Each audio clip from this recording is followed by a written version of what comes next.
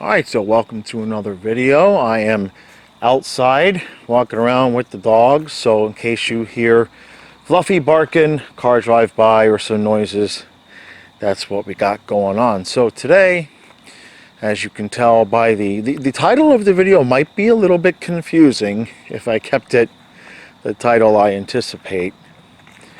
So what do I mean? You know, the money trumps Trump, right? So, as we've watched, at least 60-70% of us, as most of us have watched the vaccine narrative sort of take some turns, shall we say, right?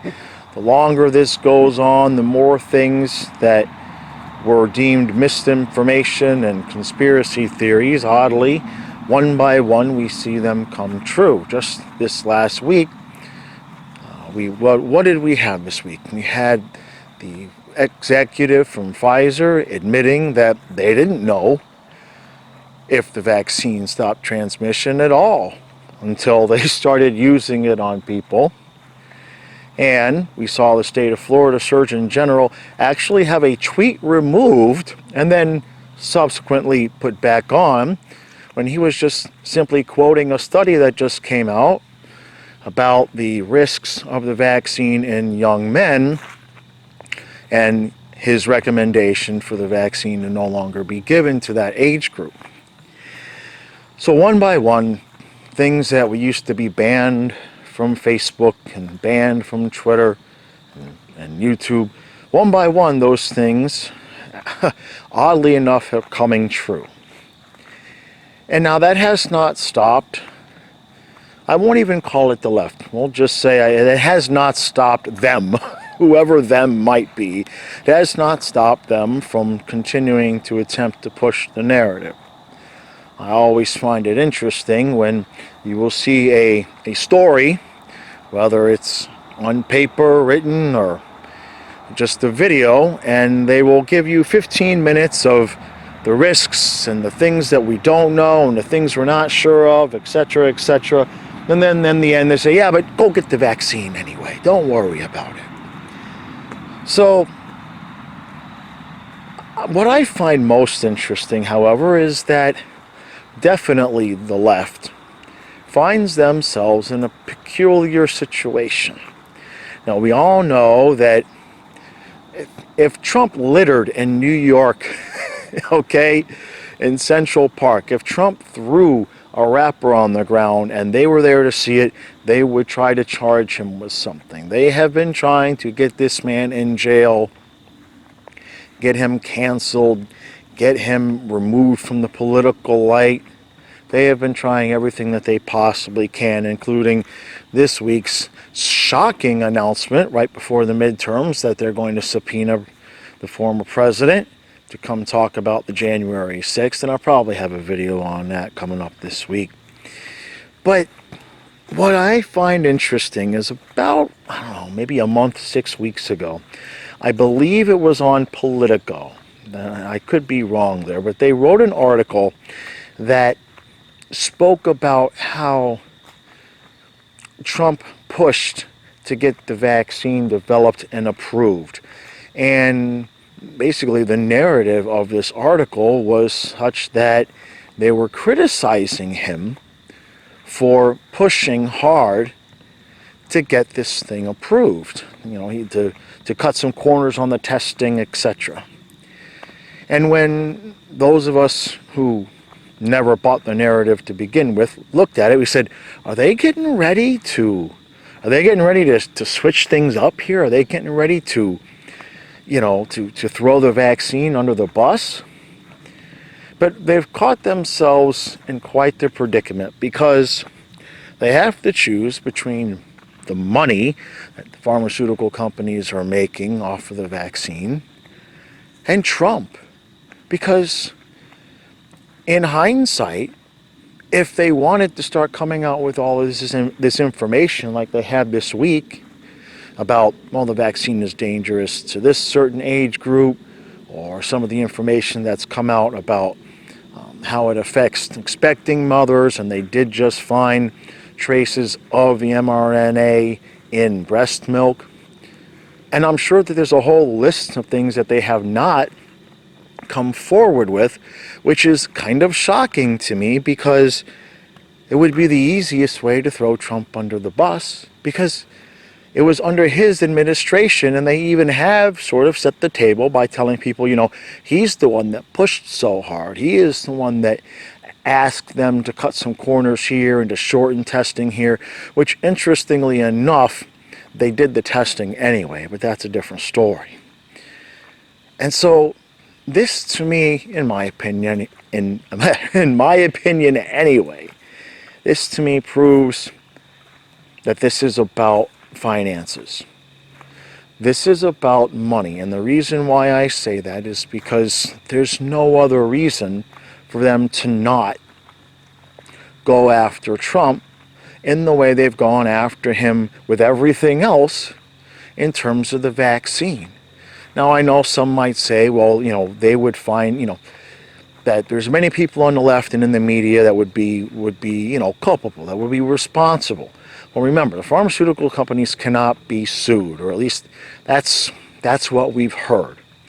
And we've all seen the montages of news clips where Biden, Fauci, Rachel Maddow are telling everybody that if you get the vaccine, you're not going to get sick, or you're not going to pass it on to the next person. I find it interesting that nobody's dousing them with misinformation tags.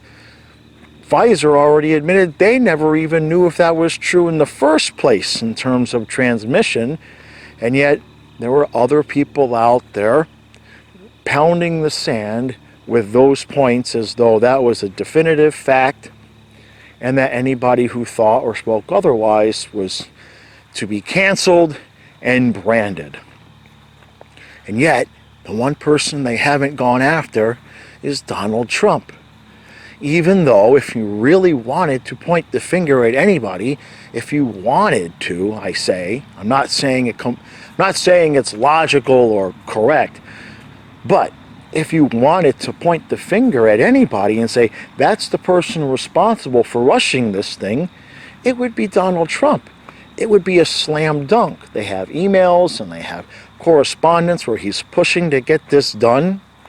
So then why haven't they done it? Well, not long after it was admitted or put out by the Surgeon General of Florida that the vaccine has some risks, higher risks. I'm trying to not get the video. I'm trying to say this in a way that won't get the video banned. Let's just say they've come out with research that it's not good for men in terms of cardiac. And I'm sure most of you, if you're listening to this, you know the story there. Well, look, how many other things about this are going to have to come out before there's a genuine tipping of the scales? Now you look at places like Australia where, those poor people, they gave up their weapons, and, we hear little bits and pieces about things that may or may not be going on over there. It's hard to verify. Sometimes you hear things and the people over there will say it's not, if you have a friend in Australia, they may say, well, it's not as bad as they're making it out to be on the mainstream, or you might have somebody that says, yes, it is really this bad. But in terms of monetary gain, they just came out and talked about how there's this heart problem that the vaccine can cause in certain ages. And wouldn't you know it, they actually now have developed an mRNA, I'm not sure if it's a vaccine or a shot or a medication, but they have another product that they are going to sell that will actually help with the myocarditis, the inflammation, and the risks associated with the vaccine. Wouldn't you know that they actually have a product ready to go that, in their words, will fix. They're not saying it directly. They're not saying, we know the vaccine caused you this problem and here's the shot, or here's the pill to take. They're not saying it directly. They're saying it very indirectly, but it's all come out in this last week. This is all about money.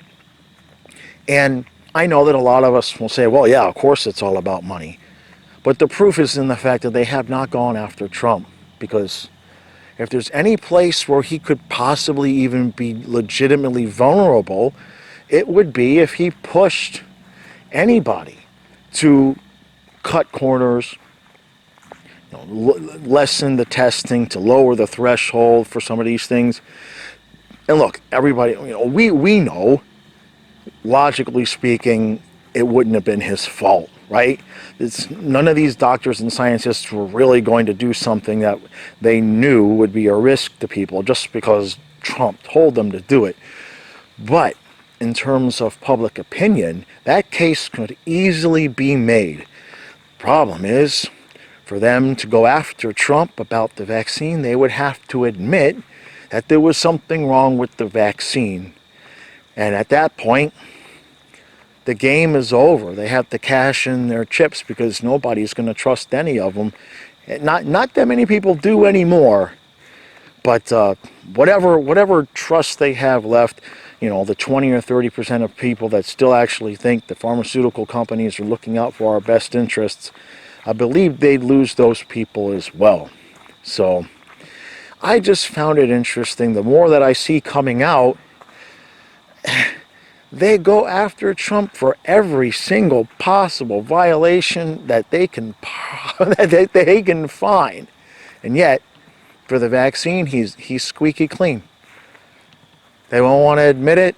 They don't want to admit what's happening to the people that have taken all of the shots, and they're going to go ahead and die on that hill. They're going to go down with their own sinking ship, I suppose. But I just wonder.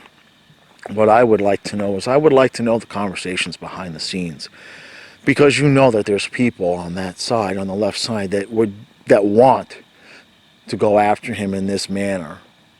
That there are people that want to go after Trump, and I would just love to hear the conversations between those two factions of people, because if there's anything that has lessened Trump's support, if there's anything that the majority of his supporters disagree with him on, is the fact that he's still out there telling people to go get the vaccine. It's really, really it's one of the most interesting things, in my opinion, of his presidency. The whole Russia collusion thing, the vaccine, just like we knew about what was going on with the vaccine 2 years ago, and people are saying, wow, I can't believe that's true. The same thing with Russian collusion. It was known 2 years, 3 years almost, before it was proven to be fake. So you just have to ask yourself, what are we going to learn in 2 or 3 years? What are we going to learn in 2 or 3 years about any of this? What are we going to learn that right now you can't say? That's something to think about as I get ready to wrap this up. It's a bit more of a serious point there, but think about it. The truth of the matter is, if you have your logical senses about you and you can look at what was being called misinformation, disinformation, and conspiracy theory even a year or two ago, the tremendous percentage of those things that has come true, what's next? What's next? What are we not allowed to talk about right now? I know that you basically can't talk really anything about the war with Ukraine and Russia unless you have one specific point of view. I know that. But the media or YouTube has changed their rules about the vaccine. There's things you're allowed to say that a year ago you would have had your entire channel deleted. They kicked people off all of the social media platforms. And yet now those same things that got people kicked off and channels ruined and lives ruined, government's coming out now and admitting. So what's next? If you feel like leaving a comment, let me know what you think is next. Because if it's not bad enough that many of us are kind of seeing the writing on the wall with there may have been some truth to some of these problems with the vaccines, what are we going to learn about next? It's kind of a scary thought. All right, that was it for tonight. I'm going to try to keep up with these a little bit more, but I should have more time now. Hockey season kicked off, so I got the big bulk of work that I needed to do for the opening day. That's all done, so I'll be freed up to make a few more of these per week. And then I've noticed a little bit more in the views, and a few people subscribe. So the more we get, the more I'll do. And then eventually I'll have 1 million subscribers, and then I can quit hockey. Just don't tell my hockey people that. All right, I appreciate all the support. I'll see you again soon.